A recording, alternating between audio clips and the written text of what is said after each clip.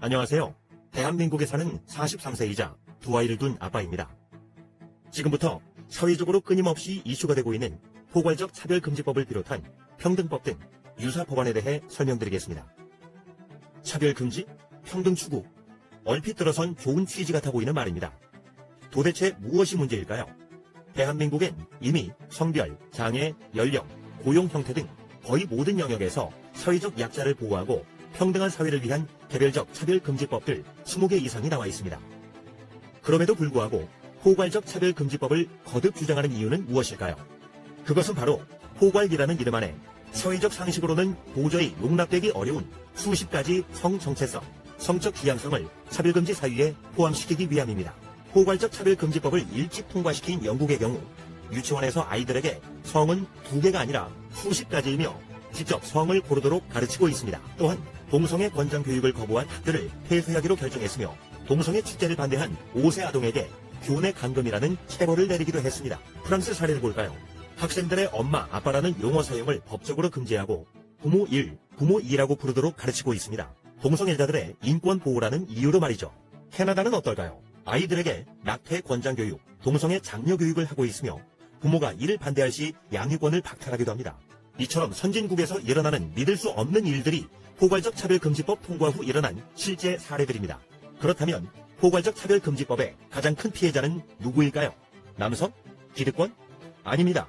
바로 여성과 아동입니다.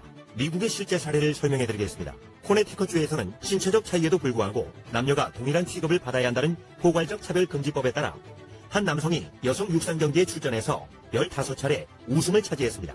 남성 체격을 자랑하는 한 트랜스젠더는 여성 UFC 경기에 출전해 상대 선수에게 2분 만에 뇌진탕, 안면 골절상을 입히는 것을 넘어 명예의 레즈비언상까지 받았습니다. 조지아주에서는 자신을 여성이라고 주장하는 한 트랜스젠더가 초등학교 여자 화장실에 들어가 5세 여아를 대상으로 성범죄를 저질렀고, 와이오밍주에서도 화장실에서 10세 여아가 한 남성에 의해 성폭행 당하는 일이 발생했습니다. LA에서는 한 남성이 여성 사우나에 들어가 여성 고객들이 달아나는 사건이 발생했는데 포괄적 차별금지법에 따른 성적 지향성 존중으로 누구도 그를 제지할 수 없었습니다. 상식적으로 이해할 수 없는 일이 벌어지고 있는 것이죠.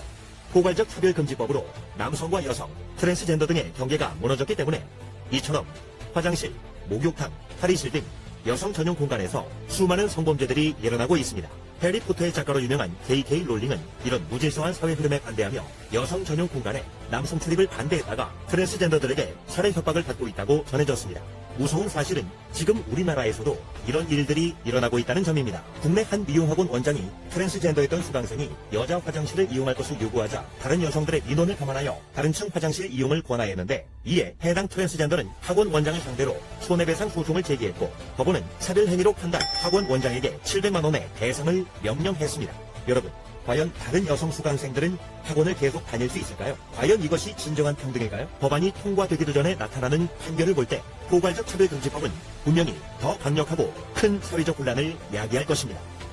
개인의 성적 자유, 성적 지향성이 여성과 아동을 넘어 우리 사회 전체의 안전과 건강보다 중요할 수는 없습니다.